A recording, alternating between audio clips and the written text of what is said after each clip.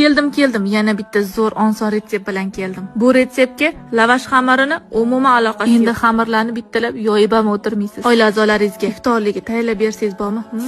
Duon tagida qolasiz. Xullas, qozonimizga ozgina yog' solib yaxshilab qizdirib, 2 dona mayda kubik to'ralgan piyozni o'lvagunicha qovurib olamiz. Orasida tuz, murch, tabga ko'ra ziravorlar ham esdan chiqmasin. Ko'k somsaga solinadigan ko'katlar albatta yalpis. 1 daqiqa o'rta olovda qovursanglar, 1 to'g'ri ko'katinglar 1 kosadek qoladi. 1 daqiqa qovurgandan keyin ustini yopib 5 daqiqaga past olovga dimlab qo'yamiz. 400 mg suvga 50 mg yog', 1 choy qoshiq tuz, 200 g unni solib yaxshilab aralashtirib, bu xamirga umuman nom topolmadim. Dangasa lavash yoki chaqqon xamir. O'z fikringizni kommentariyaga yozib qoldiringlar. Albatta o'qiyman. Menga bu juda ham qiziq. Pishirish jarayoni chaqqon xamir qilishdan ham oson. Xuddi san'at asariga o'xshaydi. Xuddi videodagi birin-ketdan pishirib olasiz. Issiqligida ustiga sariyolani surib dasturxonga tortsangiz bormi? Faqat bitta minus tarafi bor. Oila a'zolaringiz har kuni tayyorlab ber deb so'rashadi. Faqat bunga nom topolmadim. Siz nima deb nom qo'ygan bo'lardingiz? Rechani qizartirib, o'z fikringizni kommentariyaga yozib qoldiring. Ha, aytgancha, ko'katli taomlarga siz qaysi ko'katlardan foydalanasiz? Kommentariyaga yozib qoldiring.